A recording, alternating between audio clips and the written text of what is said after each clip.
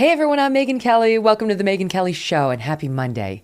We have a packed show for you today, a great show, including a really personal and amazing, inspiring story that we've been working on for a long time that we're going to bring you in our second hour. But I want to begin with the news. The 50 migrants, 50. Okay, 50. We've had 2 million. We're on pace to hit 2 million trying to get into the country this year. 50 were sent to Martha's Vineyard and all hell broke loose. Governor Ron DeSantis was responsible for it. He made sure that they had the bus rides and the ferry rides they needed to get to the vineyard. And the migrants have left the island. But the story's not going away. The incident has brought the entire immigration crisis in America into focus because it's very easy to be pro-immigration when you don't have to deal with any of the consequences of it, and quite something else when it's on your doorstep. So we'll get into all of that. But we've got to start with the big news overnight. Did you hear? The pandemic is officially over.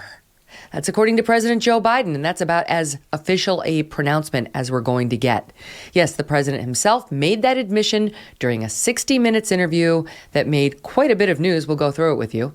News the White House is now trying to clean up again this morning. He says one thing, and then the White House team of advisors says something very different. So what's real? What's the end result?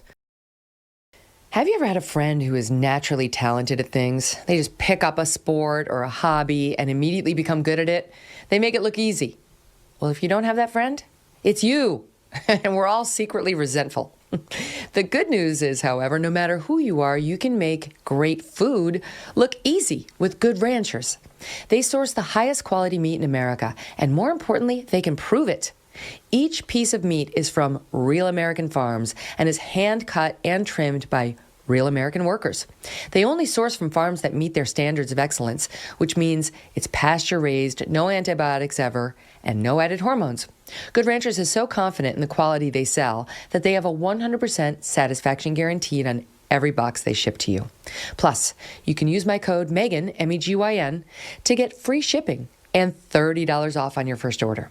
They've won awards like Best Food Subscription, and they've been part of the Inc. 5000 list of America's fastest growing companies. But their mission remains the same, bringing everyone to the table to share in the best of what makes life good. If you want the best, go with Good Ranchers. Visit goodranchers.com/Megyn to save on American meat delivered right to your door. Joining us now to discuss all of it is one of our favorites, Victor Davis Hanson, Senior Fellow at the Hoover Institution.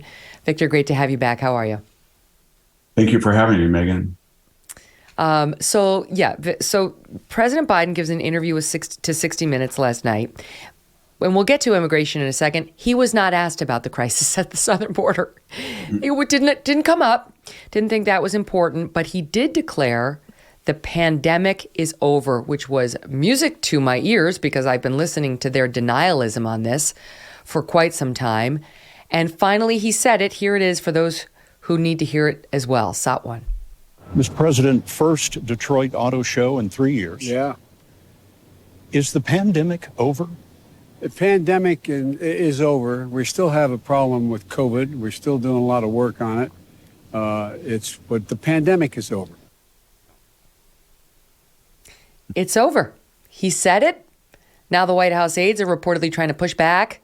But this has all sorts of implications, Victor. And I, for one, am so glad that he was walked into it by Scott Pelley, whether Scott Pelley expected that or not.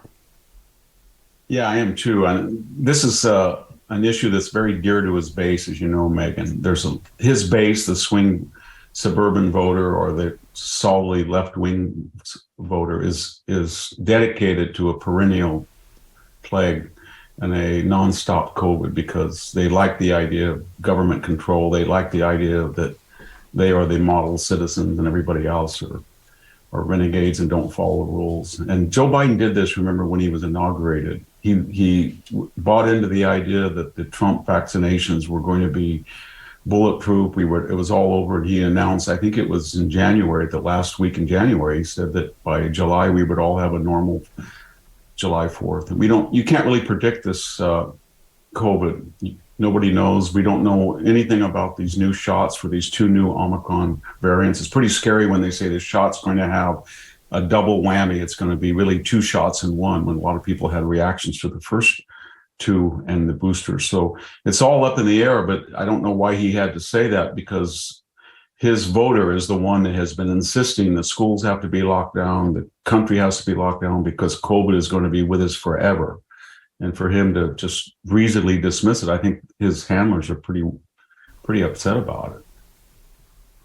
Okay, yeah, exactly. So now the White House is upset. Apparently the aides are upset about his admission on COVID, because there are a lot of policies in place that depend on the pandemic not being over, right? This student quote debt forgiveness, now, right? A renter's going to have to pay his rent. A student might have to pay his bills. So there's a whole series of obligations and contractual arrangements that were all suspended because of the supposed COVID-bubonic plague that was never going to leave. And we were in a state of crisis, which they liked. And remember, Megyn, it was everybody from Gavin Newsom that said during COVID, we have to have a new progressive capitalism. And Hillary said, we can't waste this crisis. We have to really go for single payer healthcare. So a lot of the left's strategic planning was based on using the COVID pandemic as a cover to really enlarge government and take away freedoms and turn them over to the select group of platonic guardians. And for him just to lightly say something like that, it's like, wow, we don't have an excuse anymore to coerce people to a particular way of thinking. Exactly. So it does have potential implications on this, quote, student debt forgiveness program, which was explicitly based, at least one of the main rationales was that we're in an emergency because we're in a pandemic. So he's just declared that that's not true, and that's going up on legal challenge right now. Not to mention some of these other policies. I mean, just in New York City, they just laid off 850 teachers because they wouldn't get the vaccine mandate because of the emergency. Yes, and remember Molly Ball in that Time, February 2021, gushing essay about how they had changed the voting laws because of COVID, and they used that basically, and this is a person of the left, wrote that Mark Zuckerberg had given $419 million and da-da-da-da, and the net result, she bragged that only 30% of the people showed up on election day. The other 70%, for the first time in history, either voted mail-in or early ballot. And that this, as she gushed, was a windfall for the left. And so, or what are we going to do now when they continue this strategy for 2024? But even for the midterms, are they going to say, you know what, we need more early voting, we need more lax mail-in voting, we need to have private mail drops, we need to have more vote harvesting because of COVID? And now he says it's over with. So maybe we could return back to the pre-2020 voting protocols in which, about 70% showed up on election day. And under Joe Biden, election day has become, and under the COVID scare, it had become a construct. It didn't really mean anything anymore. That's right. It really had ramifications. Now, remember, Donald Trump's second debate, 60 million people had already voted. He had a disastrous first debate, but the second debate was pretty good, but it was irrelevant, the way the voting had progressed. Yeah, that's right. We're looking at this in Pennsylvania right now, where Fetterman refuses to have a debate. Maybe he'll have one, but he'll have it at the end of October. Meanwhile, voting will have been underway for almost a month by that point already. Yeah. This is, again, is in the state of Pennsylvania, where they changed the rules on mail-in votes. They did. So it's interesting to me because the White House, they're having to walk back what Biden said on Taiwan, because they're, again, for the second time, he said we would have boots on the ground in Taiwan if China invaded. And he's already done that, and the White House has already come out and said, no, that's not official policy. Exact same thing happened on 60 Minutes last night with Taiwan. Then he says the thing about the pandemic being over. And today the White House is running around saying, well, that wasn't planned. That wasn't a planned remark. And I said to my team, Victor, this reminds me of the scene in Animal House, which anybody who's got good taste in movies has seen, and this particular moment with John Belushi. Remember this? Nothing is over until we decide it is. Was it over when the Germans bombed Pearl Harbor? Hell no! German? Forget it, he's rolling. That's the White House staff today. Yeah, I mean, it was really funny because there was a reason that Barack Obama said, remember, don't underestimate Joe's ability to F things up. And because Obama had carefully cultivated this idea that as a staunch Christian, he did not believe in gay marriage. Remember that? He said a marriage between a man and a woman. And he was going to use that all the way to his reelection campaign. And then Joe Biden went before a crowd and said, "Oh yeah, gay marriage is fine," and he kind of burst this pseudo veneer of Obama's, and he got angry about it. And Biden did that all the time during the Obama administration. Mm-hmm. So he's reckless, and we had this thing called strategic ambiguity with Taiwan. We never really let the communists know what we would do. We may or may not have boots on the ground. We may or may not have strategic nuclear responses, tactical. We didn't tell them what, and then Biden comes along and basically says that the only thing that's in our interest, and maybe it will excuse him, they are pretty convinced that he's non compos mentis. So when he says something like that, the Chinese are now huddling and saying, but unfortunately, we can't take him at his word because he doesn't know what he's saying. So maybe they're as confused as we want them to be. That's a good point. So I'll clarify. He didn't say boots on the ground. That was my term. He said, the question was, well, we have it. Let's just play it soundbite 2. But would U.S. forces defend the island? Yes, if in fact there was an unprecedented attack. After our interview, a White House official told us U.S. policy has not changed. Officially, the U.S. will not say whether American forces would defend Taiwan, but the commander-in-chief had a view of his own. So unlike Ukraine, to be clear, sir, U.S. forces, U.S. men and women, would defend Taiwan in the event of a Chinese invasion. Yes. So how do they get out of this? By saying the policy hasn't changed, but the commander-in-chief is saying explicitly, yes, we will defend them if there is an attack. I mean, he's the commander-in-chief. We can't declare war without Congress, but he can certainly send troops over there and get us involved in this conflict as the commander-in-chief.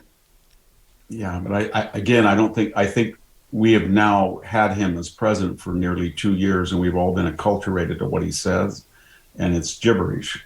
And so when people hear him, whether he weighs in on Ukraine or he weighs in on Afghanistan or he weighs in that there's zero inflation, nobody believes him anymore. And that works to his advantage because otherwise we concentrate on his cognitive disabilities. But now we say, you know what, if he slurs a word or he does something, turns around and shakes somebody's hand that doesn't exist, or he gets a little bit too close to somebody, that's Joe. We know what he does and we don't pay any attention to it. And that's bad. He's our commander-in-chief. But abroad, people have the same reaction. So, and it's bad. I mean, we got to remember that Mark Milley told us that because the president of the United States, in his professional medical opinion, without a medical license, that if he determined that Donald Trump was erratic, then he was going to contact his Chinese counterpart to warn them. But Donald Trump, compared to Joe Biden, I mean, it's not even close. So you wonder what the chairman of the Joint Chief is doing now. And you wonder what the military is doing, because they've had this activist role where they've assumed rules that are not constitutional in the Joint Chiefs, and yet they're selective about how they do that and how they evaluate a problem with the president. Indeed. The question of Joe Biden's mental fitness was raised last night in the interview, and the president's answer, I thought, was somewhat revealing. Here it is, soundbite 4. Some people ask whether you are fit for the job. And when you hear that, I wonder what you think. Watch me. I mean, honest to God, that's all I think. Watch me. If you think I don't have the energy level or the mental acuity, then that's one thing. It's another thing of just watch and keep my schedule, do what I'm doing. How would you say your mental focus is? Oh, it's focused. I have trouble even saying to myself my own head the number of years. I no more think of myself as being as old as I am than fly. I mean, it's just not, I haven't observed anything in terms of, there's not things I don't do now that I did before. Oh my God, Victor. What? I don't even I no more think of myself as being old as I am than fly. My mental focus is focused. Just watch me. What? Well, we are. Yeah, the Romans had a phrase, the thing speaks for itself, and that's what it does. I mean, he's trying to explain that he's cognitively sharp, and he can't explain why he's cognitively sharp. So we know that. So we have watched him. He dared us to watch him. We've watched him. We know that he is not cognitively sharp. But in his defense, Megyn, he was always erratic. And before he had this problem with age, there's two things going on. One is age. But this myth of Joe Biden as this on top of things, nice guy, competent, going all the way back to his plagiarism problems, his lies about law school, his really venomous attack on Robert Bork and Clarence Thomas, his all of these stories, about put you in chains, corn pop sagas, you ain't black, Barack Obama is the first clean, articulate African American. He's got a bad history even when he was not non compos mentis. So it's very strange. We all have this image that sad Joe Biden is not Joe Biden from Scranton, the good, lovable guy that was going to unite us. But that was a complete myth that was fabricated. And he was always a hard, very, I think, very rude, tough, mean SOB. Well, that's the irony of Scott Pelley. He led him down a path of, Washington wasn't always like this. It used to be you didn't, you hate the message, not the man. I can't remember how Pelley put it. And Joe Biden's like, right. So he didn't ask him about the Dark Brandon speech, in front of the red lights and the towers. He didn't follow up by saying, just a couple weeks ago, you basically said half the country is awful. Nor any of those comments that you make, right? He gave him a pass on the fact that President Unity has been disparaging literally half the country since he took the oath of office and before. He has. And I think what Scott Pelley and the left really mean is that in the old days, when John McCain ran and they said he couldn't remember how many houses he had, or he had an affair with this woman, or when Mitt Romney ran and they said he put a dog on the top of his car, or he's going to put you all in chains. That was a very accomplished group of professional African Americans he was talking to in a very condescending fashion, or his wife was an equestrian, or he had an elevator. They just did that. And the Republicans played by the Marquess of Queensberry rules. They said, you know what, we're never going to win like George H.W. Bush did in 1988 under Lee Atwater. We just don't do that anymore. No more Willie Horton, no more Boston Harbor, no more tank commercial. We're going to play by the Marquess of Queensberry. And they lost 6 out of the 7 popular votes. So now I think the Republicans are starting to push back, and all of a sudden, this is not fair. There used to be a good old time in politics when everybody was friendly. No, it was basically the left had a blank check and nobody replied. And Trump came along, for good or evil. He brought in a bare knuckles, we're going to reply tit for tat. And suddenly it was, wow, what happened to America? Well, what happened to America is somebody emulated the tactics that they had used. So interesting. And you're not wrong at all. I can't get off of Biden on 60 Minutes without talking about inflation. The downplaying of what the country's going through right now with their grocery bills through the roof. Their gas bills are still high, maybe not as high at the pump as they were in June, but very high. Not to mention what they're paying for electricity back at home. He gets asked about it by Scott Pelley and basically poo-poos it. Here it is. As you know, last Tuesday, the annual inflation rate came in at 8.3%. The stock market nosedived. People are shocked by their grocery bills. What can you do better and faster? Well, first of all, let's put this in perspective. Inflation rate month to month was just an inch. Hardly at all. You're not arguing that 8.3 is good news. No, I'm not saying it is good news, but it was 8.2 or 8.2 before. I mean, it's not, maybe I can make it sound like all of a sudden, my God, it went to 8.2%. It's the highest inflation rate, Mr. President, in 40 years. I got that, but guess what we are? We're in a position where for the last several months, it hasn't spiked.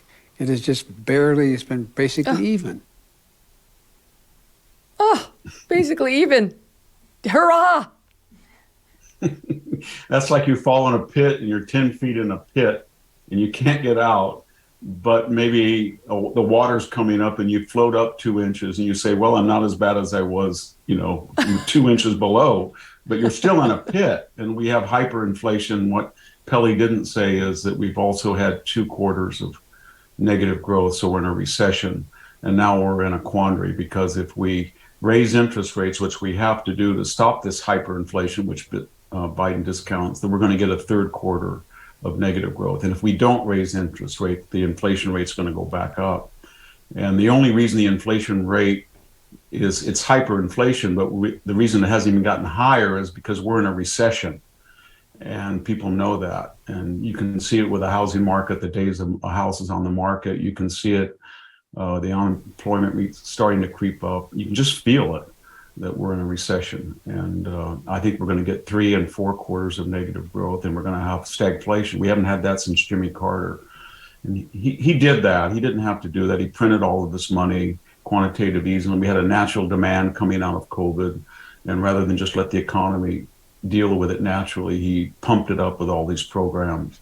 And we had these huge $4 trillion in new money that was spread around. And then he cut back energy, which was still the life force of the economy. Anwar, no president in history has had fewer new federal leases for gas and oil than Biden did. So he deliberately got what he wanted, a restrictive carbon market, and that's what he did, and he got what he wanted. I don't know why he's surprised. It's a very strange logic, Megyn, that when you have this high inflation and you're not worried that it hasn't dipped down from a year ago, and then yet you just look at month to month and you say, well, it could be worse. I've never seen a president do that. Even Right. Jerry Ford said, whip inflation now, and Jimmy Carter turned loose Paul Volcker to kill it. And he did. He killed the economy, but he killed inflation in the process. Yeah. All he says is we're only up an inch. We're only up an inch, and we haven't spiked. What do you mean you haven't? You have spiked. We went up to 9 and 8% under your leadership. Megyn, don't you think there's something though about Biden, his demeanor, that when he says these things and Pelly asks these questions, or anybody, and they look at his face and he looks confused and he gets angry and he's given the floor and he says these crazy things, and there's never a counter, because the people think, well, why would I counter that? What would he say? I would embarrass him. He would look frustrated. He'd get off the grass, confusion. So I'm just going to let him go. And that's what's really scary about this. He can never answer a follow-up question. And people don't pose it because they know that they're afraid that if they do, he has no answer. He's going to get really flustered. So in a very strange way, his cognitive challenges have really worked to excuse his record. It's true. Even a follow-up question, I will say, you're not arguing that 8.3 is good news, is kind of phrased in a gift. Like, I'm telling you, Mr. President, don't argue that. Scott Pelley could sense that he was out on a limb and, kind of threw him an olive branch there. And Biden didn't understand and continued to defend his 8.2 or his 8.3. The final question I wanted to ask you about was, it was an interesting exchange on whether Biden's going to run again. And there was so many qualifiers in here. There were so many. It finally occurred to me, the Democrats have gotten to him, and he may know it's not possible for him. Here it is. Sir, are you committed to running again, or are there certain conditions that have to be right? Look, if I were to say to you, I'm running again, all of a sudden a whole range of things come into play that I have requirements I have to change and move and do. In terms of election laws? In terms of election laws. And it's much too early to make that kind of decision. I'm a great respecter of fate. And so what I'm doing is I'm doing my job. I'm going to do that job. And within the time frame that makes sense after this next election cycle here, going into next year, make a judgment of what to do. You say that it's much too early to make that decision. I take it the decision has not been made in your own head. Look, my intention, as I said to begin with, is that I would run again. But it's just an intention. But is it a firm decision that I run again? That remains to be seen. I don't know. He You don't can't think run so? again. He'll be lucky to finish the next 2 years. And everybody knows that. He's not going. Gavin Newsom is already here in California. It's basically announced he's going to run. And they know that the people that were in that primary, Megyn, in 2020 are not capable. And that's how we got Joe Biden. You and I are critiquing Joe Biden, but it's on the premise that compared to the other people that were in that field, whether it was Cory Booker or Beto or Bernie Sanders or Elizabeth Warren, he was the best they had, the most presentable. But now they have a new group of younger people, I think, and he's not going to run. And he can't run if he wanted to. They're not going to let him. Yeah. So, even with his approval rating. because you saw what they did with Jim Clyburn and what they did with Biden. They just decided that he was going to be the nominee and he was going to be old Joe Biden from Scranton. And then all of a sudden, mysteriously, Warren dropped out and, Buttigieg dropped out and Bernie dropped out almost on cue and Biden was anointed. Even with his approval rating inching back up. It's nowhere near as low as it used to be. And now on his string of legislative victories, half of which may be struck down in court, but okay, his numbers are creeping back up. Yeah, but, I went back, and I think a lot of people have. If you go back to the two greatest setbacks of the Democrats in the House in the last, quarter century, it was Bill Clinton's 1994 wipeout by Newt Gingrich and the Contract for America, and then 2010 Tea Party rebuke of Barack Obama. In both of those cases, it was pretty clear that entire summer that they were going to really suffer. But after Labor Day, all of a sudden the media said, we have new polls. The red wave is disappearing. There's a renaissance. Obama's now more popular. Clinton's got his mojo back, kind of like the Aviator Joe stories. And that was not true. And I think the same thing is true now.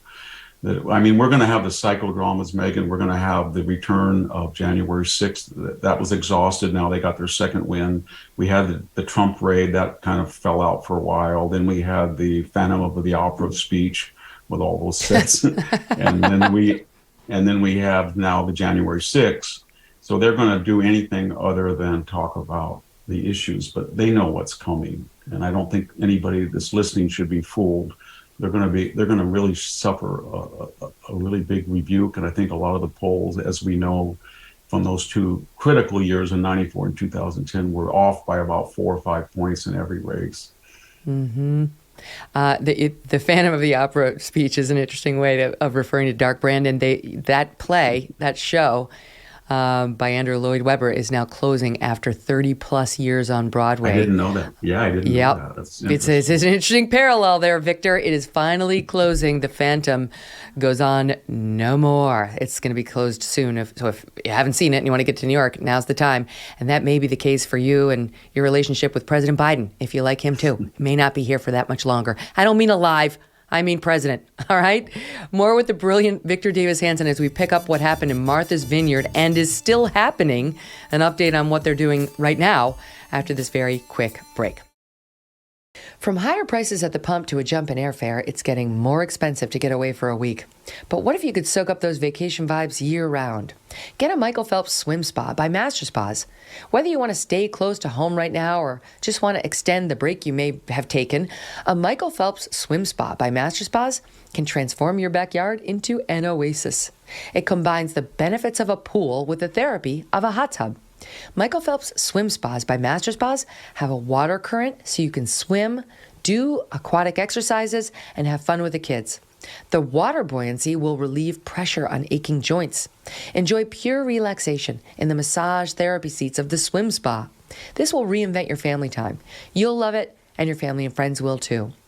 Michael Phelps Swim Spas by Master Spas come in a variety of sizes to complement almost any yard, even if it's a small one. And since it's heated, you can use it year-round in any climate. Michael Phelps Swim Spas are 100% made in the USA by Master Spas, the world's largest swim spa manufacturer.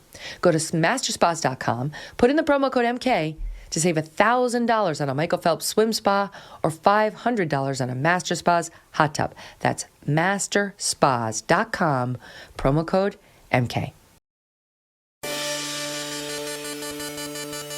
The immigration crisis has taken a turn I've never seen before in the years I've been covering this, as our southern state governors fight back.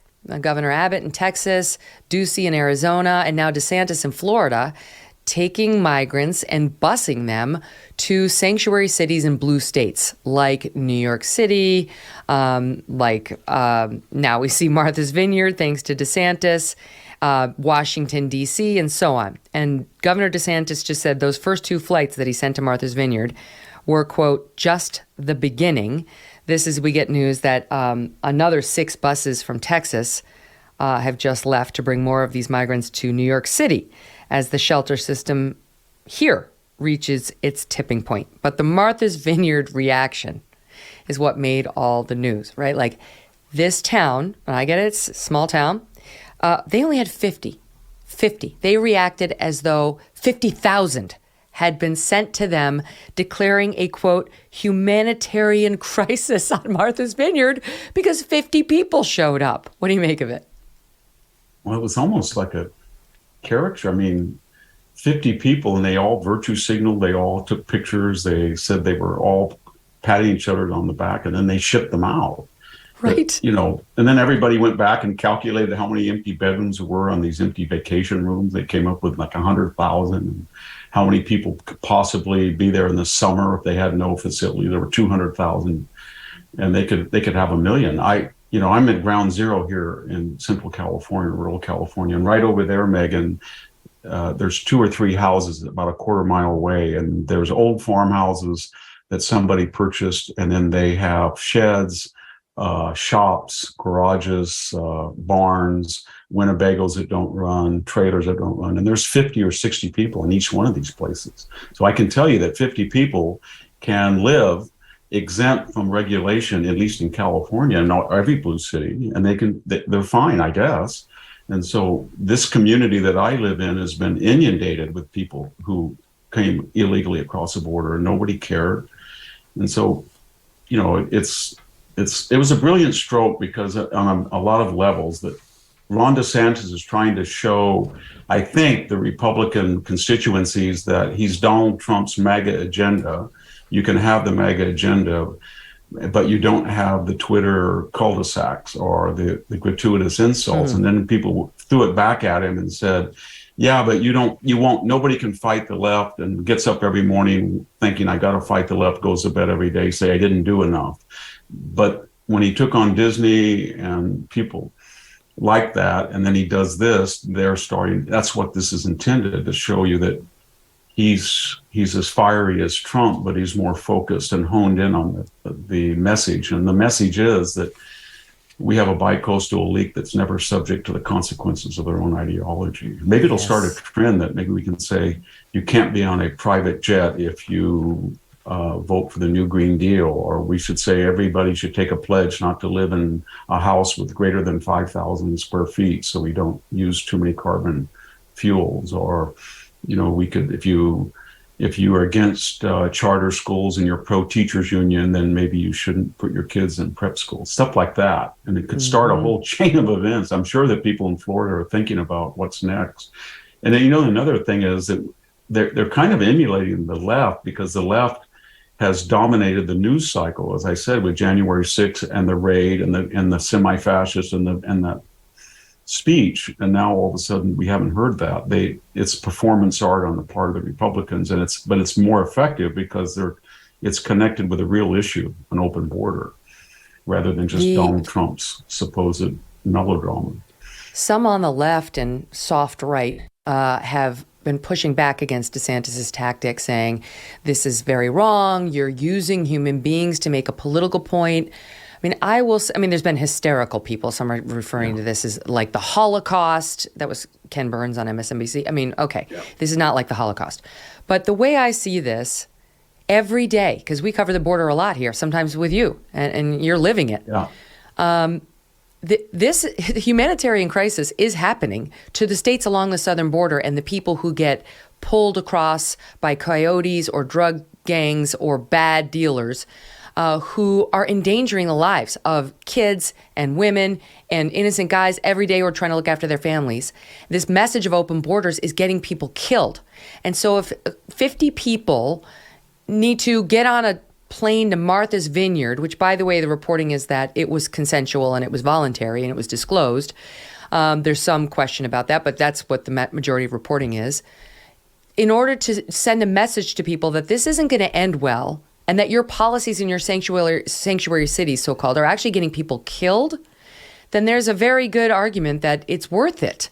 These 50 people are not going to get killed. They're going to get well taken care of. No, if you say to people in my community that are here illegally and just cross the border, and I see them every day, a quarter mile from my home and in my home, people come by and knock on the door and they, and I said to you, I can give you a ticket right now to go to a seaside resort called Martha's Vineyard. That's one of the wealthiest places in the United States. And it's got more, they would love to go compared to what they're living in now. And so that was one of the things that DeSantis deliberately did. It was very hard for them to make the argument that they're being exploited when they're being ushered into one of the most Tony communities in the United States. The second thing he did, which was smart, was he didn't create these tactics. He just emulated what the federal government's been doing for a year and a half. They have been busing and flying people in non-transparently, but unlike DeSantis, who did it during daytime, they do it at night. And they're yes, in this exactly. area that I am on, they have flights that come in, and then people, and who does it impact? When you talk to people, they say the following, Megyn. They say, we're really worried about our schools because we fought hard for advanced placement, and we can't have advanced placement because we don't have the resources if we have all these non-English speakers. And these are not white prep school parents. They're Mexican-American parents. And this is one of the reasons they're going to vote against. A lot of them are going to vote against the Democratic agenda. And they say things like, my mother is on dialysis, and all of a sudden there's people coming across the border and they swarm the health facilities. Or they'll say, you know what, these people are coming across the border and they're M13 or Norteños or Sureños gangs, and they go rough up my kid because he doesn't speak Spanish. They call him a gringo.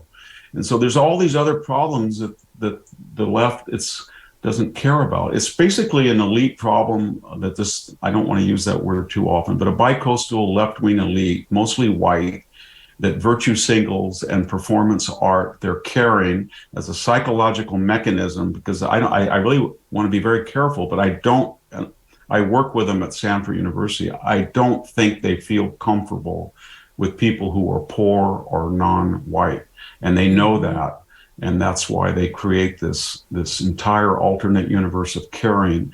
And you could really see it. That was what was so interesting. You never really saw an example like Martha's Vineyard, where if you looked at their faces, they were shocked. Like, what are we going to do now? They knew they had the resources. They knew they had rooms. They knew they had empty hotels. They knew they had empty homes. You could have put them all in a beautiful tent city on the Obama's lawn. It's so huge.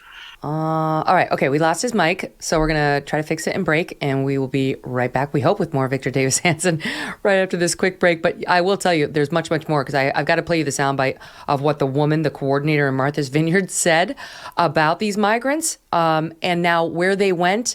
And some of the Martha's Vineyard's residents who shoved these immigrants out of their town so fast, if you blinked, you would have missed their stint there, are now saying they're going to go visit them in their new location. Okay. Sure you are. Stand by as we try to get Victor's mic fixed and bring him back right after this quick break. Don't go away. And don't forget that you can find The Megyn Kelly Show live on SiriusXM Triumph Channel 111 every weekday at noon East. You can find us on youtube.com/Megyn Kelly. If you prefer an audio podcast, follow and download on Apple, Spotify, Pandora, Stitcher. It's all free. And by the way, go to megynkelly.com if you want to sign up for a weekly email from me. I'm not going to overwhelm you. Just on Fridays, I'm going to send you a weekly email. And guess what? The woman who I have running the program, she told me that the most clicked on part of our little email on Friday, guess what it was?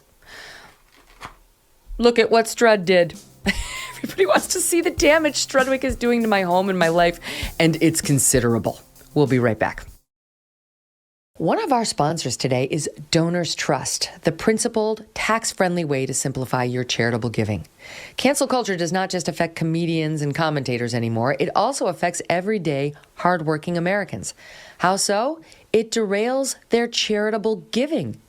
Take Jeannie's story, for example. Jeannie did her charitable giving through one of the big national donor-advised fund providers. That is, until, without a clear reason, it refused to send her charitable donation to a conservative nonprofit. This is happening more and more.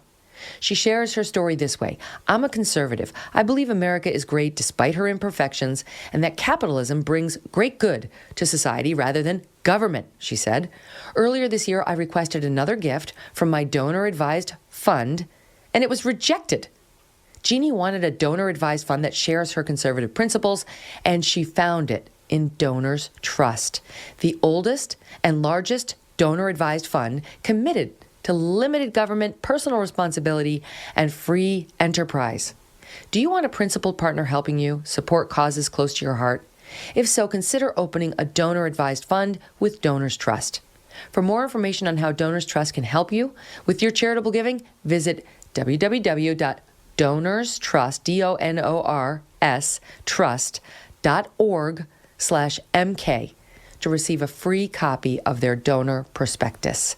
That's donorstrust.org/MK. So we were talking about these coastal elites who they support these policies in theory, but not in practice when it comes to their neighborhoods. And just to set you up, just a couple items on the news. El Paso, Texas, right now completely overwhelmed. Thousands are already filling the local shelters there, which are at capacity of illegal migrants. Children as young as 2 being forced to sleep on the street in El Paso because they do not have the facilities to house them. The Border Patrol in 1 week alone released 1,000 migrants onto the streets of El Paso. And now you've got Martha's Vineyard with 50 migrants bust there, reacting as follows. Here's Lisa Belcastro, the coordinator for Martha's Vineyard's homeless shelter, Harbor Homes. Watch. The difficult challenges are we have, at some point in time, they have to move from here to somewhere else, right? We don't have the services to take care of 50 immigrants, and we certainly don't have housing. We're in a housing crisis as we are on this island, and so we can't house everyone here that lives here and works here. We don't have housing for 50 more people.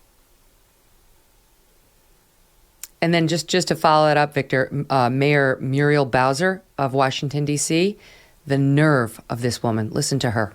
We're not a border town. We don't have an infrastructure to handle this type of a level of immigration to our city. But we don't have the ability. We're not Texas. Because Texas, you see, Texas is set up to handle 1,000 migrants a day in El Paso and kids drowning in the Rio Grande trying to get over. Sure, they're set up. It's so bad in Eagle Pass, Texas, they estimate they're recovering 1 dead migrant body a day as people try to get into the area or get there and can't survive. And so, this is absurd for these other towns, these sanctuary cities, to say, hey, we're not Texas. Yeah, I think the subtext is that these are a bunch of Mexican people, and this is a Mexican person problem. And they live along the border. They're Mexican Americans. So this is people coming in from the country they used to come in. So let them handle it. We're not going to handle it, even though the people in these communities had no vote or no say in who set border policies, which came from Washington. Nor do we don't discuss that the people in Martha's Vineyard, if you polled them, say, I don't know, a month ago, they would be for open borders. That's why we have open borders. The left likes the idea for a variety of reasons. They feel that they're creating a constituency that will be dependent on the federal government for a generation, and that's in their interest. They feel they flip California, Nevada, Colorado, New Mexico, maybe Arizona and Texas someday. So they see that as a electoral strategy, and they've talked about it, and they've always talked about the new Democratic majority, and so they created this, and they let it go on because they want it to go on. And what they're angry now is they've been exposed that they don't like these people, they don't want them near them. When she says we don't have the resources, you want to say, well, how did you have the resources to welcome in 200,000 wealthy visitors just a month ago? Who took care of them? Where did they stay? If you can't have 50 people.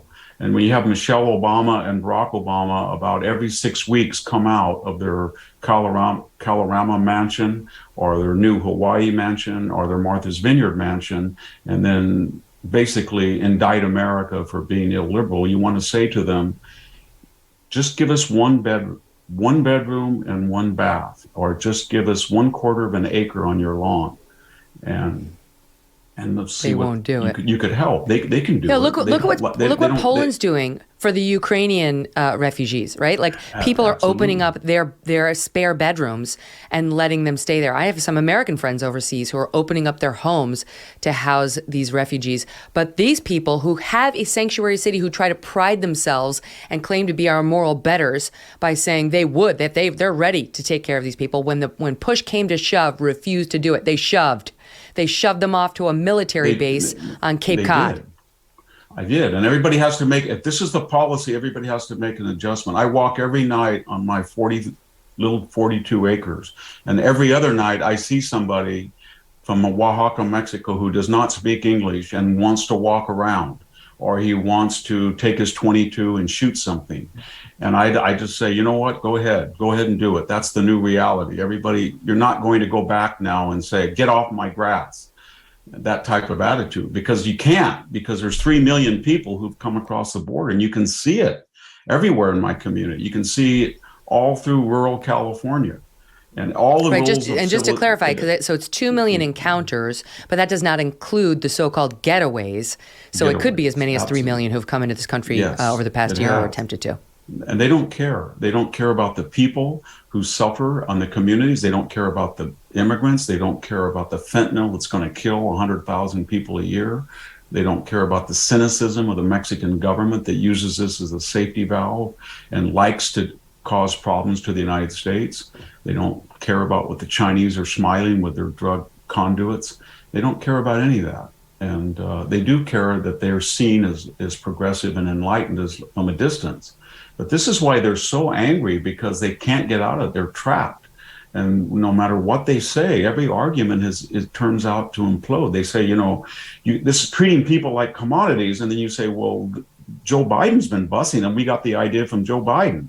And we're doing it at day, he did it at night. And they say, well, we don't have the facility. Well, you did have those facilities for tourists and mansions.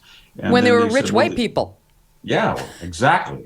And so it doesn't, they're squirming. And well, now those same Martha's Vineyard residents are looking back at their 12 hours with these migrants as though they were the Polish taking in the Ukrainians. They say, this is the headline from CNN, they enriched us.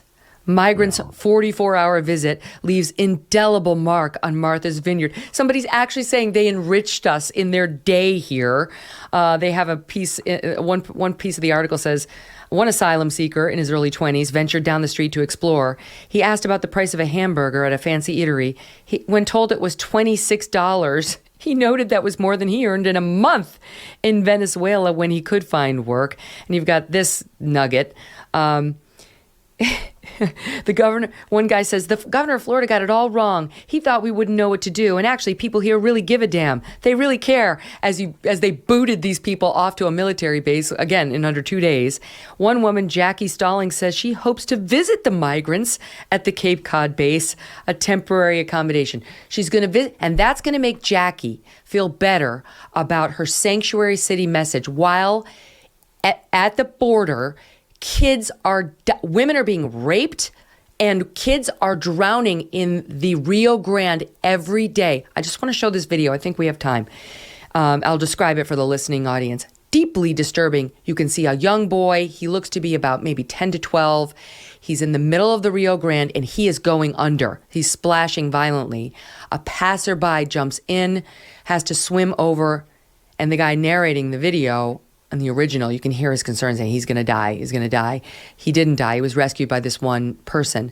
But as I say, up to one person a day is dying in just one of these towns, Eagle Pass, Texas, not to mention all the others who die in the back of trucks, who get raped and sold into sex trafficking. So why doesn't Jackie spend some time thinking about how to stop the lure to these people and taking these risks, instead of talking about going to visit the people at the military base who she helped kick out? Well, it's a permeate. This idea is permeating. It's the same ideology why John Kerry flies around in this gas guzzling, carbon polluting private jet to save us from fossil fuels. It's the same idea. These people that I have to work with at Stanford University, those kids are in the most Tony prep schools, which I have no problem with, except they damn charter schools, they damn Catholic schools, they damn any public school that tries to reform, and they love teachers unions, but they never would put their children there. And that's right. We've created this entire, I know it's a trite term, ruling class, but they really do believe that because they were the winners in globalization, that they have skills or money or influence that allows them to pontificate without ever suffering any of these consequences, whether it's shutting down the fossil fuel industry, opening the border, hyping this inflation. They always are protected. And now that veneer was torn off, Megyn, that scab, and we looked at this wound, it's pretty ugly, these people. It really is. They don't care about anybody but their lifestyle. Now, when that woman said we're not equipped, what she meant was, we demand a particular type of lifestyle that we earned and nobody else has it, and we're not going to give it up for anybody. And that's our birthright, because we're superior to everybody. And that's where you really get into the notion that Texas is equipped is completely ignorant. And the notion that Arizona is and that Florida is completely ignorant. They are not equipped to handle this either. No, so before you set these lures, you have to think about our friends down in the South. I should apologize to Miss Jackie, because I don't know whether she helped push the immigrants out. I just know that her town did. I've got to squeeze in a quick break, but I've got to play for you Karine Jean-Pierre's reaction to all of this, Victor, because it may be her lowest moment yet, and that's saying something. She went off notes. It didn't end well. More with Victor Davis Hanson, 2 minutes away. Don't leave. We'll be right back.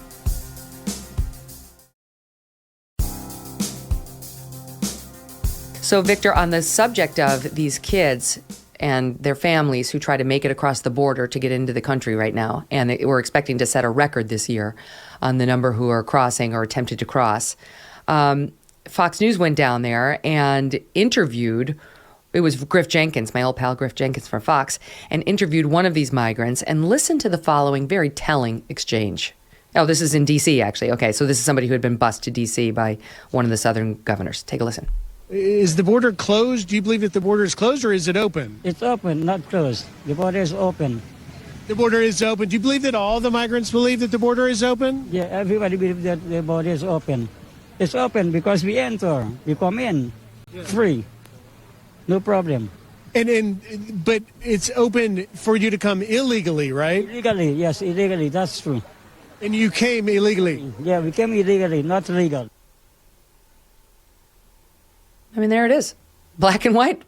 When we see this every night, that the border's open, and we see the people entering illegal say, confirm the border's open, and then they say it's closed, like Kamala Harris, or secure, they're lying. And everybody knows they're lying, but we don't know what to do about it because they control the border. And so it's almost Orwellian, you know, it's what you see, what you know, what people say is not an alternate reality. And it's so ironic because they kept saying that Donald Trump lived in an alternate reality, but this is just bizarre. Well, I mean, it's crazy when you think about the fact that 60 Minutes did not bother to ask Joe Biden about this crisis. Like, of all the things that made the list, this wasn't one of them. Thank goodness Karine Jean-Pierre was asked about the crisis and asked whether the White House stands by its comments, direct from Kamala Harris, direct from Karine Jean-Pierre, the White House spokesperson, that the border is, quote, secure, that it's secure. And truly, this may have been her lowest moment yet. She made the mistake of going off of those notes, which she so desperately needs. It didn't go well. Here it is.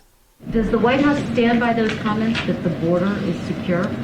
What we stand by is that we are doing everything that we can to make sure that that we follow the process that's been put forth. That's why we have historic funding to do just that, to make sure that to make sure that the folks that we encounter at the border be removed or expelled. These are the people in charge. These are, like, There's no one left to root for. No, I mean, what does she mean, the process? The process means that somebody legally comes across the border and they get across, and then everybody knows you get across, so more come and more come. And she calls this a process, and then she calls it secure, and everybody knows she's lying, or she's either lying or she's so incompetent that she doesn't even know what is going on, but it doesn't really matter. They're doing this, and the only thing that's mysterious, Megyn, is why are they doing this? Why are they doing this? And I don't know the answer, other than I feel that they want a constituency. They feel, and it'd be highly ironic that within a generation, these immigrants, if they stay, may become a little bit more skeptical of the people who welcome them in because of other issues that they're not compatible with. But nevertheless, in the short term, they're right. This is the constituency they want, and they feel that it'll bring dividends in the near future for them. So they're willing. If the border is not porous, it doesn't exist. They destroyed it. They destroyed federal immigration law. And this really is going to be interesting, because if the House Republicans take over, and there's going to be a lot who are going to talk about impeachment. I'm not sure that's wise politically, but if they were to introduce articles of impeachment, it wouldn't be over a phone call to a foreign leader. It would be over the deliberate destruction of federal immigration law and the inability or unwillingness of the commander-in-chief to faithfully execute the laws as he swore. He wouldn't go anywhere in the Senate probably. But the point is, if there is such a thing as an impeachable offense, this is it, to just deliberately destroy federal law the way that Biden has. The Democrats now are crying foul, saying this is human trafficking. Not even close. I'll just give you my legal opinion. Not even arguably human trafficking. Gavin Newsom, who's challenging Ron DeSantis to a debate, is also urging Attorney General Merrick Garland to investigate DeSantis and other GOP governors who have been sending migrants in sanctuary cities for alleged kidnapping and civil rights violations. Meanwhile, everybody, we're told, who gets on these buses signs a consent form and is told where you're going. I mean, like, to your point, who wouldn't want to go to this beautiful, coastal beach town? But okay. So Gavin Newsom looking for attention. And Eric Adams, again, Sanctuary City, New York, his city, mayor, says this is a humanitarian crisis now here, right? So Martha's Vineyard had one with just 50 migrants. New York City says it's suffering a humanitarian crisis. Texas has shipped more than 7,700 illegal immigrants to Washington, D.C., and more than 2,000 to New York since April. So 2,000 plus in a city of 8.5 million. By the way, we have 20 million a day when people come in to do their jobs. Can't handle this, according to Mayor Adams. And meantime, you compare that to what's happening in the Texas towns. Del Rio, Texas, had almost 50,000, 49,500 migrant encounters in July alone. 50,000 in July alone. That is more than the population of the city itself, which is just over 34,000 people. Think about that. Martha's Vineyard, humanitarian crisis with 50, they have 17,000 people there. And just one other stat for you. McAllen, Texas, has a population of 142,000. They also took in more than the population of their entire city in migrants during the past year. So these sanctuary city mayors have a lot of nerve saying humanitarian crisis. And they know what it means. It means that you have people arrive in these communities along the border from the poorest regions in the world, Central America, Oaxaca, Mexico, and they come and they have no English skills, and they don't have a high school diploma, and they have many cases they bring their families, and then immediately what happens? They have to go to school, so then the school districts have to provide non-English instruction, and then where are they going to live? They don't have any money to pay rent. And so you're going to have to find rental agreements for them. And then you've got problems of law enforcement. You've got problems of health. A lot of people come with a lot of health problems, and the system is already dysfunctional for poor people anyway under Obamacare. And so these people in Martha Vineyard know exactly what they're talking about when they say, get them out of here, because it's inconvenience for everybody. If we just had 200,000 people come legally and we vetted them, it would work, but not 3 million. And then think of the disparities. We're telling people in the U.S. military and the federal workforce, if you don't get vaccinated, you're going to lose your job. And yet we're welcoming foreign nationals across the border without a vaccination test, a test for COVID or a vaccination. So actually, the citizen is of less importance to this government, this administration, than is a foreign national, because we don't apply the same rule. If I just came in, in June, and I saw a person that had lost his passport on the plane coming in from the Mideast, and they were not able to go in the United States. They had to go in a special room. What does that say? That a person who's not a citizen just walks across. And so they understand all too well all of the difficulties, economic, social, cultural, political, that happens when you swarm people without any audit or any background checks. And that is why they don't want them in their communities, because they know too well what they're doing to other communities. And they don't mind, because they don't like these border communities. They do not like red state America. They don't like the governors. They think it's kind of cute and neat that their open border policies fall exclusively on these people. And I won't get into what they mean by these people, but I think we all know. And now there's a little tiny boomerang, just an iota, and they go hysterical. And I think it's going to continue. To your point earlier, if they're so upset about the busing of migrants or the planefuls of migrants from Texas, from Arizona, potentially funded by Florida even now, to these northern towns, why weren't they upset when Joe Biden was doing it? Why weren't they upset about the plane loads of people who were coming to Westchester County, New York, overnight that the New York Post got on camera? They couldn't have cared less when it was their leader doing it. But when the towns that actually have to deal with the crisis do it, it's the Holocaust. Chris Hayes of MSNBC, deeply, deeply sick and dehumanizing to fling human beings somewhere vindictively. I mentioned you. Oh, yeah, here's a CNN reporter, former CNN reporter, Jackie Schneckner, who tweets, the Nazis also had a relocation program, referring to DeSantis and so on. Like, they're really actually comparing this to Nazi-esque behavior. So your bottom line on whether this actually is working and whether it was a good move by DeSantis et al. Absolutely. It showed them up for what they really are. They're elitist, and they have no concern about anybody other than their selfish self. And they liked it. They thought it was cute. It wasn't that they were indifferent. They knew exactly what these communities were struggling, mostly Mexican-American people.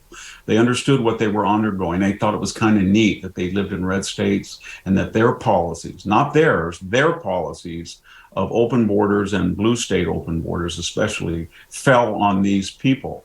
And they loved the idea that Texas and Arizona and Florida were dealing with these problems. And then it came around to bite them, and they went hysterical. And you can always tell that when they have the reducto ad Hitlerium argument. Every time the leftist gets trapped and they have no means of escape, they always evoke Hitler. Ken Burns did it the other night with his Holocaust documentary. He did.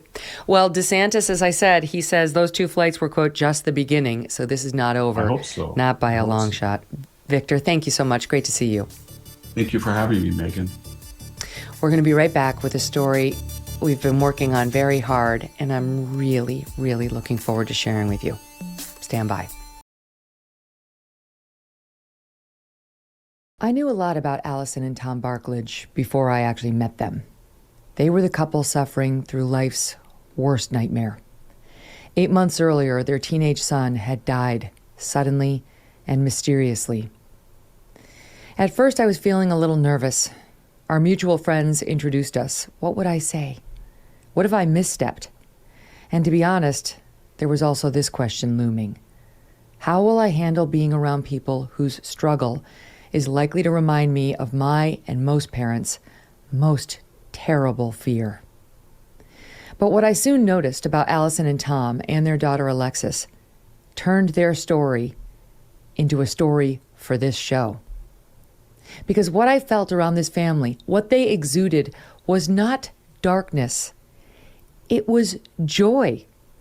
It was love, friendship. They taught a master class at the beach this summer in how to grieve and how to live in the wake of a tragedy. A lesson I needed to share with you. 1, 2, 3. Let's go. Let's go. It was October 30th, 2021. The LaSalle soccer team was on a roll. The all-boys Catholic high school had been dominating the playing fields outside Philadelphia all season. That was the day they clinched the league championship. No one was happier about the win than team manager Blake Barklage. As he headed to the post-game party, his mother Allison checked in. The usual back and forth between a mom and her teenage son. I had been texting him about when he was getting home or whatever, and I, was like, I love you, have fun, and that was the last text I sent him. I love you, have fun. That text, those words, would be the last Allison would say to Blake. She and her husband Tom were about to lose their only son. Their daughter Alexis would have to turn 16 without her big brother, and Blake's friends and teammates Kyle and Hayden would never be the same. We all pretty much had perfect lives in anyone's normal standard. And then after that day, I don't know, it was life-changing. The day had been picture perfect. A winning game and the gathering of a brotherhood. Young men all going through the rites of passage of a high school senior year. We won the Philadelphia Catholic League Championship, and then we went to a team party at someone's house after we won. And did he seem fine? Yeah, he seemed himself perfectly fine. What happened? Pretty much we were only at the house for about, I would say, like 15 minutes. We were all sitting around a table, and I just felt, because we would always joke around and hit each other and things like that. So I thought he was just hitting my shoulder just to tell me to move out of his seat or something, or so he grabbed onto my shoulders a little bit, and then a second later I turn around to with a smile on my face, seeing what he was doing, and he just collapsed onto the floor. And what happened next? For I would say a minute or two, we were all kind of freaking out, not really sure if it was just he passed out or something. I understand some of the guys tried CPR on him. Yeah. Sean Martin? Yeah, Sean Martin. He was a goalkeeper on the team, and he was the lifeguard, so he tried giving him CPR. But he never came back. No. Did you guys have any idea what it could be? I mean, at first I thought, he was eating. We stopped at Wawa after the game, and he was eating a hoagie. So at first I thought maybe he could have been choking. That was one possibility, and then the other was fainting. But then it was clear that after we could see what was happening to his body, that it was clear that it wasn't either of those two. Yeah. I texted my mom, and then my mom called Mrs. Barklage. And I was like, is everything okay? And I could just tell that it wasn't. And that's the last person he touched was Kyle, and he put his hand on Kyle's shoulder, and then he went down. So, but just that drive to the party first in the hospital, just you got 1,000 things going through your head. We're driving, and Allison's talking to one of the moms, and then we get a call from the police. Don't go to the party, go to the hospital. So we're just wow. So everything just starts going, and we pull in the emergency room, and we got put in a room, and we're sitting there and I just kept saying this isn't good. This isn't good. And then the doctor came in tears, just so we've been trying for 42 minutes, and just she didn't make it. So we're just just 1,000 things. Just first of all, I go numb, but then you just what just happened? This is the nightmare. Lexi was at a Halloween party, then got the message to come home. I remember I ran inside because I was what is going on? So I run through the garage door. I just get out of the car, I run in. I open the door, and I'm like, where is he? Is he okay? Is he here? And then it just, my mom was no, he didn't make it. I would just collapse, fell to the floor, couldn't breathe. It was the worst feeling ever. Couldn't even stand to literally stand. I couldn't even stand up. I was just sitting on the floor, hyperventilating. It was just unbelievable. How were your parents at that moment? My dad, you would stop crying for about 30 seconds, and then you would just think this is real. This actually happened to us. And then it just a repeat. It was a loop right again. It was just, and I remember looking at my parents, and thinking like they just lost their kid. Like, this is unbelievable. It would take months before they understood what happened. I want to ask you about the cause because you did ultimately get an actual diagnosis of what led to his death. So what was it? Lymphocytic myocarditis. And what does that mean? An infection went to his heart. His pediatrician was wonderful, spoke to the medical examiner for hours on my behalf, and I spoke with him as well during the investigation and everything. Ultimately, I guess he had some sort of infection. We'll never know. This is the part we'll never know. I don't know how long ago a virus would have been in his system to have, but he had no symptoms. He didn't have any allergy-like symptoms. He had no symptoms right before he passed. So we'll never know that piece. But he had fluid in his lungs. His heart was enlarged, and the ultimate cause of death on his death certificate was natural lymphocytic myocarditis. Of course, people will ask, was it related to COVID? Was it related to the vaccine, which he had? Do we know the answer to that? No, unfortunately, we'll never know. I mean, he was vaccinated in that May, end of April, second dose in May of 2021. So he died in October of 2021. But he donated blood at LaSalle, just in a blood drive, the March of 2021. And he had the antibodies for COVID. So he had we never tested him for any COVID.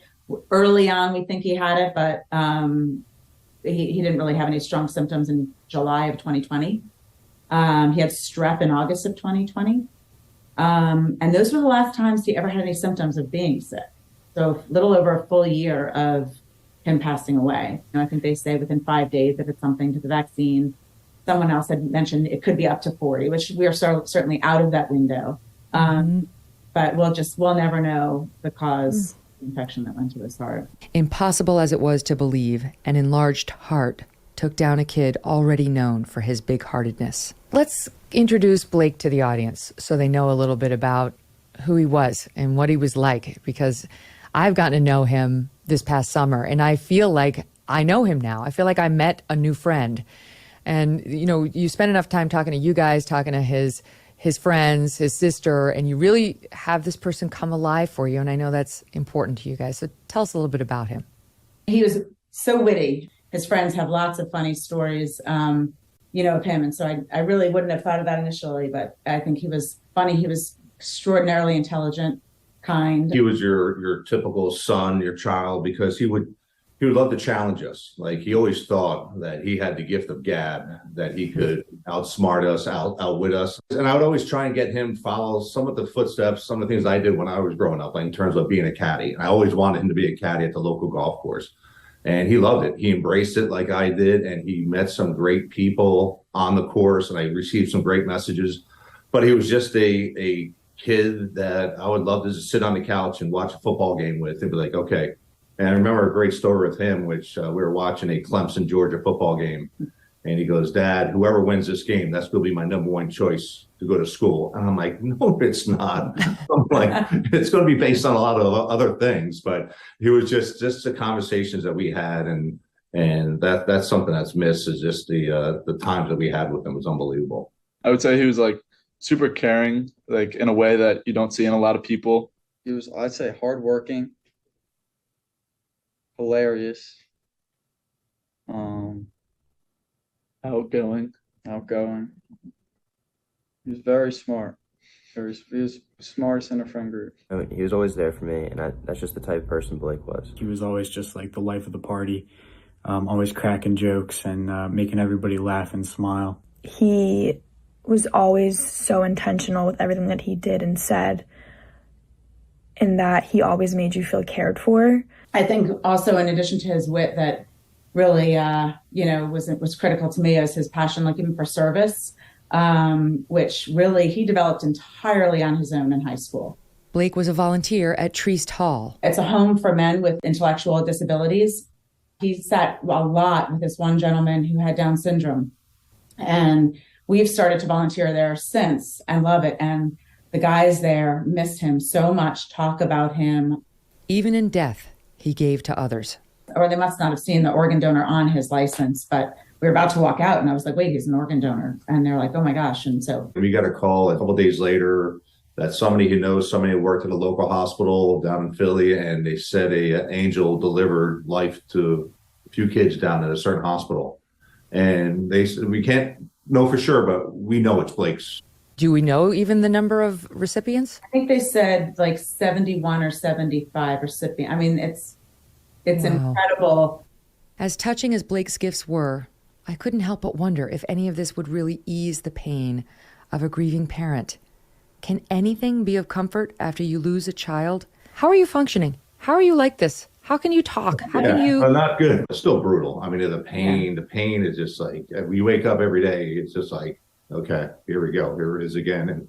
And it's how you choose to handle it. And again, I'm emotional. I'm a very emotional guy, but I go through the day, and it's some good days, some bad days, but it's just like, I know Blake is sitting there like that. Just keep moving forward. You just don't have a choice. I mean, we have this situation. Someone said to me recently, unfortunately, a girl, 20, I think she was 20, passed away of a sudden cardiac arrest in the area as well, July 9th. And her mother, when I was talking to her, the father actually spoke at the eulogy, and he had said in there, you could be bitter or better, He was only 17 years old. It's hard to make sense of. As I've watched the Barklage family this summer, all I could think is there's such goodness surrounding them at every turn. There's something about this family, and there was something about Blake that has brought out the very best in everyone around them. That's Blake's gift. That's their gift.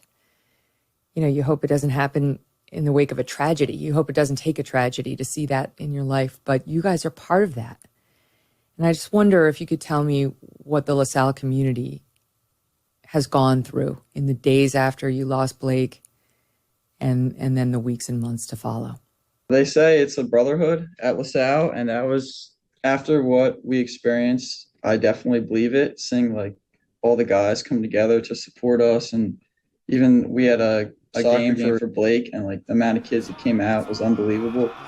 You've earned yourself another day in by far the most difficult circumstances any of us could imagine.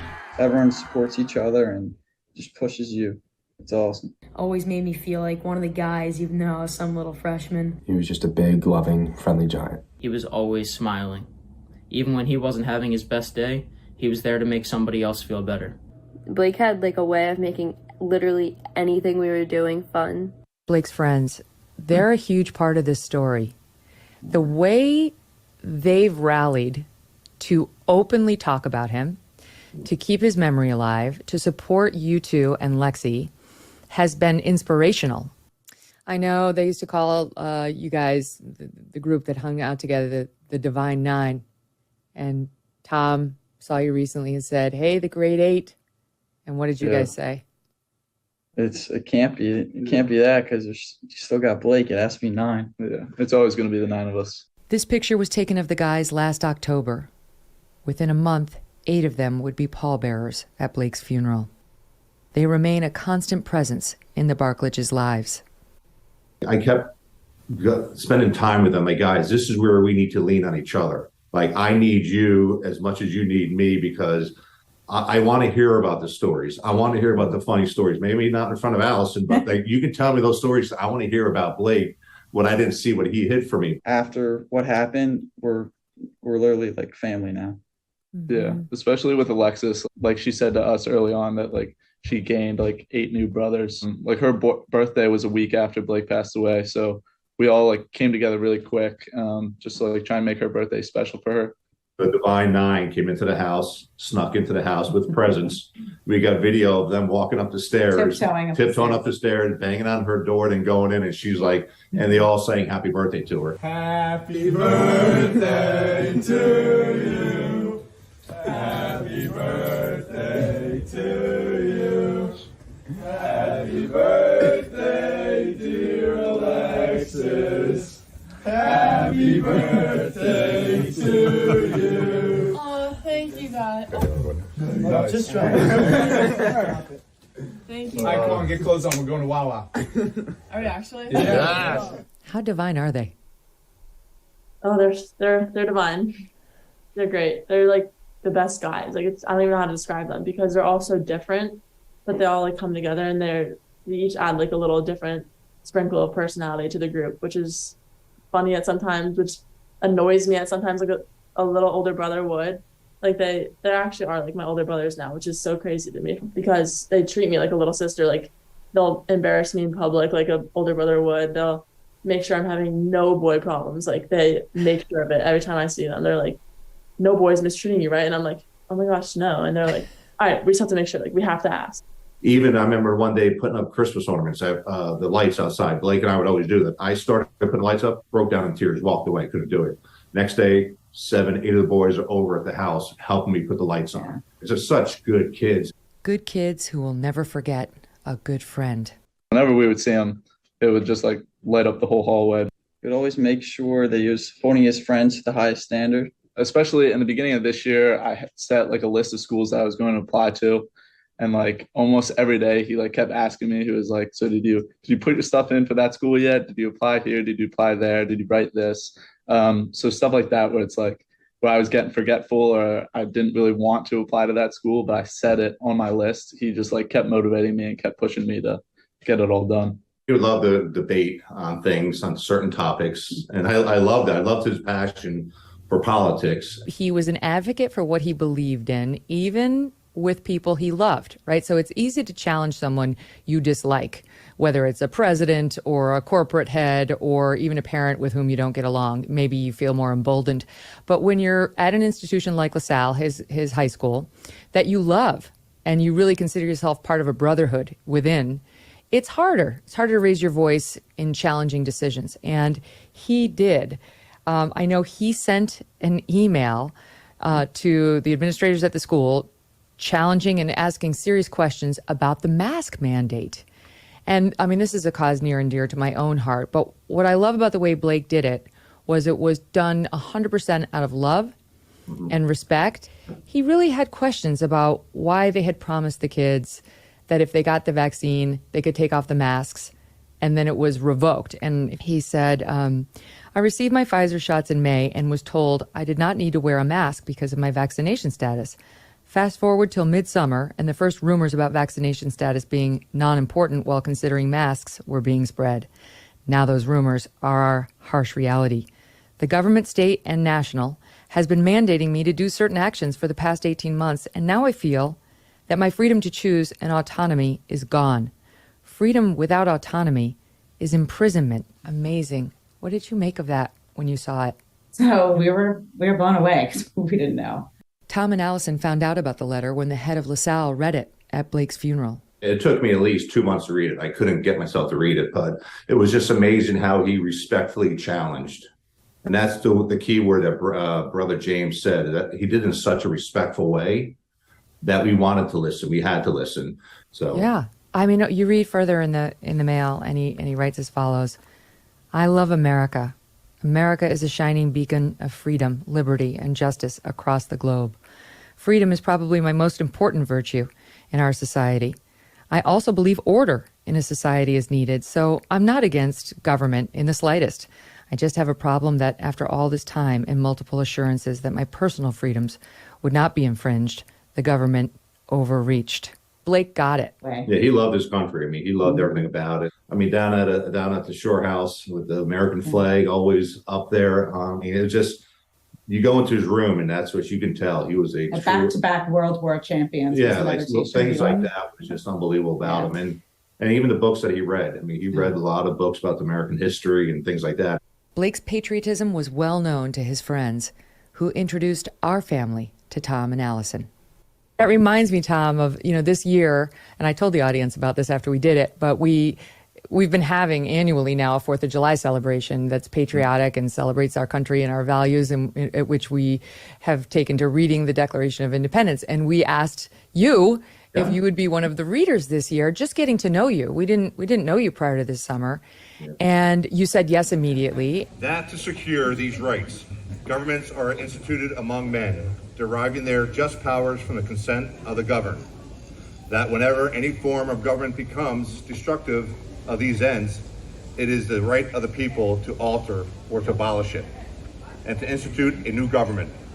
laying his foundation on such principles and organizing his powers in such forms as to them shall seem most likely to affect the safety and happiness. All of his friends show up wearing like basically head to toe American flags.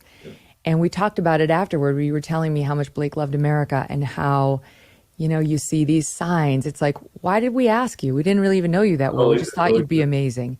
Yeah. And you were, and you got up there and you felt a connection with him, and all of his friends came decked out into the American flag and they felt the connection. And then we felt it too. Even though Blake's applications to college were withdrawn, an acceptance letter came from Clemson, his number one choice. One day I come home from work and I walk in, this is maybe a month after Blake passed, and I see a big package from Clemson. So I open up this package and I open it up and the letter says, "Congratulations, Blake, you're in. Congratulations to class of 2026, whatever it may be, and you have an academic scholarship." And I was like, again, what I do, I went to the couch and just started bawling. And Allison was like, "Tom, that's got to be a sign from Blake. That's got to be a sign." And I'm like, I don't know, but it hurt. Signs, often in orange, Clemson's color, came to them time and time again. The LaSalle soccer team had already made orange wristbands to honor Blake and magnets with his initials. There was the sunset Blake painted as a boy, which looks remarkably similar to the view from shore of a sailboat not far from where friends were scattering Blake's ashes. There was the family friend who felt drawn to the orange corner flag on a soccer field. She gets the flag and she realizes it's red. And she's like, oh well, like, you know, because the corner flags of soccer fields are red. But she gets there and she's like, oh, all right, well, Blake, I guess it wasn't a sign or whatever, the orange flag. And she glances down and out of the corner of her eye is an orange golf ball. There was the time Tom was in downtown Philly for a meeting. We were just going through sales, whatever it may be, and we're talking about emptying your cup. And we talked about, write down what's on your mind right now. And again, I started writing about Blake and I get choked up. I leave. I walk out of 300 people in there. I walk out. And my boss comes out and says, "Tom, let's talk about it. Blake is still giving, even though he's not here." So we go walk back in the hotel and the door's locked. So I walk around the front of the hotel and I bump into a car and there's a BB magnet right on that car. And I'm like, this is, my boss like, "Tom, that's a sign." My manager's like, "That's a sign from Blake that he is here." And then just so happened that the manager of the hotel comes walking out and I'm like, "What's the significance of the BB?" "Oh, my son goes to LaSalle and one of his great friends was Blake Barklage, who passed away." And she's like, "And you are?" And I said, "I'm Blake's dad." And she almost fell down. She's like, I got the chills. So that's where going through a rough moment. It was just like, okay. What kind of signs have you seen? Too many to count.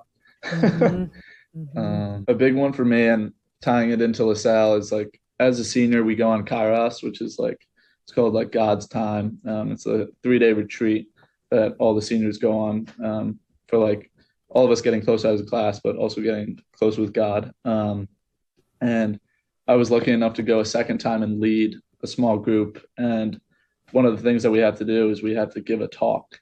So my talk was based on God's friendship. So obviously I spoke a lot about Blake and I's friendship and how it's changed now and how it's developed. But a big thing for me was I was so nervous to get up there and basically prepared to cry in front of 50 kids in my grade. And as soon as I got up there and like said the first word, as I went throughout my entire speech, I kept having to look over to my left because the presence of Blake standing right next to me was so strong, where I like had to keep looking over and be like, "Are you like standing right next to me right now?" Alexis sees signs too. A cardinal suddenly in her path, for example, which many believe represents a lost loved one. But she wrestles with whether it means what she wants it to. Part of me doesn't want to believe in these signs. And it's just like the other part of me, like the part that I can't control, like it's just like, I know these are signs. And you say, I don't want to believe in these signs. Why? What are you wrestling with? I just feel like if this hadn't happened and I saw a cardinal, like I feel like life would be the same. And while more private in her grief, she misses her brother constantly. I love to see the sunsets, and whether that's just going on my back deck and seeing the sunset, or I do go to the gravesite. That's a little more emotional for me. If I am feeling a little more down, I'll go to the gravesite because that I feel the most connected there. But actually, that's not true. I actually feel the most. I every time that I'm home and it's a anniversary, I'll like sleep in his room or whatever. For Tom and Allison, option B, the book Facebook executive Sheryl Sandberg wrote in the wake of losing her husband, has been a comfort. It really helped a lot. I mean, it talks a lot about loss and devastating loss, and so just that you're not alone and different things she went through that we could certainly relate to. But there's the one part of it where her daughter was going to, I think, a father-daughter dance, and her friend was over, and she was like, I want my husband here. And he was like, well, we don't have that as option, that as an option. So we have to kick the shit out of option B. And that really resonated with me because we have Alexis, who we love more than anything. I mean, and we're grateful for the 17 and a half years that we had with Blake. But Alexis is super, super amazing. And we can't get stuck. I mean, we can't. We have to get out of bed every morning. We have to, and we have so much joy with her still, so much laughter. And we all three of us miss Blake terribly. But he's with us, and we need to continue on. Sheryl wrote that book after her husband died unexpectedly of a heart attack. And I know I was struck by the way you talked about its role in your life at Blake's memorial service this summer at the shore. And she's done exactly that. This past weekend, Sheryl Sandberg got remarried and managed to find love. And I don't know if we can say her broken heart was healed, but it's certainly soaring in its own new way. And I reached out to her, and she sent a video message for the two of you, which there's a little bit of background noise because she's literally going to her wedding within 24 hours. But I have a message for you from Sheryl Sandberg. Hi, Allison and Tom. I am so inspired and saddened by your story. The loss of a child is a truly tragic thing, but you've worked so hard to keep this memory alive. And I know that so many people will remember Blake for the loving way that he was. I know you're inspiring so many people because when people face real loss, real grief, it is how we persevere through it that changes our lives and the lives around us. I hope you take care of yourselves. I hope you take care of each other. I hope you know that it does get better. It never goes away completely, but it does get better. And that Blake's memory will live on, not just in your heart, but in so many hearts. My thoughts are with you. My prayers for your resilience are with you. We never know how much strength we have until we face that situation that brings it out in us. And we all can see how much strength we do. Oh, that's great. It's incredible. Thank you. It's like she knows you. I know. Sheryl Sandberg advocated for more flexible and humane bereavement policies in corporate America. Tom has tried to do the same at his company, Johnson & Johnson. She changed the bereavement policy at Facebook. And that gave me with that and with Blake's story about respectfully challenging, that was my second pain of purpose is really looking into the bereavement policy at J&J. Many companies were 5 days. And, wow. And I was talking to my boss, again, J&J was phenomenal. And Tom, you take the time, but I'm like, but it's not about me. I've got 18 years at J&J, and they've been great with it. And my boss, and they're all the way up on our side, has been, you take the time. We'll work this out. But I just remember what Blake did by respectfully challenging something that was out there, and I decided to write a few letters. And I wrote a few letters to everybody on the board at J&J saying, here's my story. And I said, I'm not fighting for Tom. I'm fighting for everybody else who may not have the management that I have that has helped Alice and I and Alexis through all this. So I wrote a few letters and I found out that they are looking into it, which is great. With Blake never far from their hearts, the Barklages now partner with Simon's Heart, a group that screens children for cardiac issues. A phenomenal organization. People ask all the time, like, if Blake had been to a screening, would he be here? I will never know that, but somebody else might be. LaSalle High School was among the first to do a screening. There was a wait list for the screening that evening, and the last person to get in via the wait list, they found a condition in. Wow. So I don't know any particulars. The mother said that she felt like there was definitely divine intervention. Although my big brother isn't here with me, doing what big brothers do, he is now my guardian angel. He's yours too, watching over all of us every day. With every orange sunset and every orange rubber band worn on her wrist, he's with us. Allison, Tom, and Alexis will soon mark the first anniversary of Blake's death. 4 seasons on Earth without him, and 8 of the Divine 9 by Alexis's side. They took Alexis to Blake's senior prom. I obviously knew I wanted to like wear orange to the prom, which was like a big thing for me because it was just kind of like, it felt right to just like wear an orange dress to my first prom. Kyle and Hayden struck the same pose in this shot as they did the year before with Blake. And so like we recreated that, and it's just like it felt like the thing I was saying before, like good and bad. They walked with Alexis at graduation as she accepted Blake's diploma. Blake Barklage.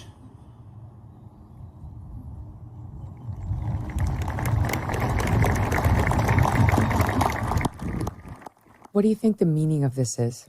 What lessons has this taught you about why we're here, what your purpose is? I mean, every time I'm hanging with my friends now, I always just take a second just to like look around, because I feel like when I used to hang out with them, with my friends, I wouldn't like live in the moment, I guess you could say, and it would go so fast and then it's over. Now, like, we're all leaving for college, the hangouts before last few weeks, like I just look around and just I can enjoy it so much more, because you never know when you'll see your boys again. With what happened, anything can happen. So we just live life to what we can. Clemson's man down going into this freshman year. Yeah. They lost a good one. They did.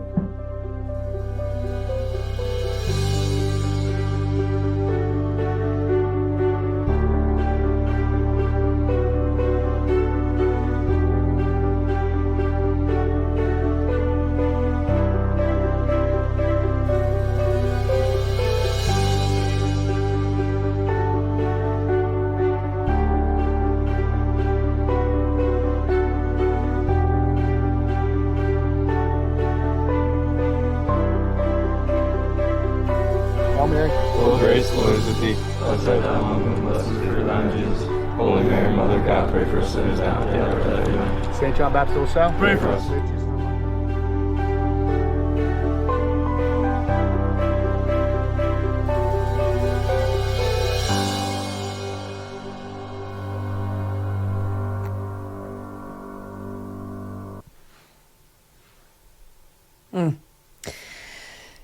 Emotional, right? I'm feeling it. I don't know if you're feeling it, but even if you don't know them, you have to feel for the Barklages and what they've been through.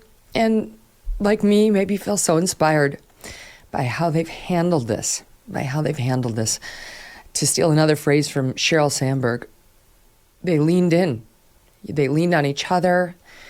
His friends who were missing him leaned on the Barklages too, and they've supported each other unlike anything I've ever seen this past year. It's an example. It's a blueprint for anyone dealing with tragedy. Don't retreat. Reach out. Be with others. Keep your lost loved one's memory alive. My thanks to Tom and to Allison, to Lexi, to Kyle and Hayden for helping and put together the piece, and to Mary Murphy, one of my favorite producers who helped me put the whole thing together. Very grateful to everybody who worked on it. And don't forget, Simon's Heart advocates cardiac screenings in children at their annual physicals. And those really can detect a lot of problems that parents might not otherwise have thought of. It's worth considering, especially in this day and age when we're seeing such a spike in cardiac incidents. Thank you all for joining us today. If you have feedback on our piece or thoughts for the Barklages, you can email me now, Megyn, M-E-G-Y-N, at megynkelly.com. Thank you so much. And check out this piece on youtube.com where you'll see the pictures. All the best.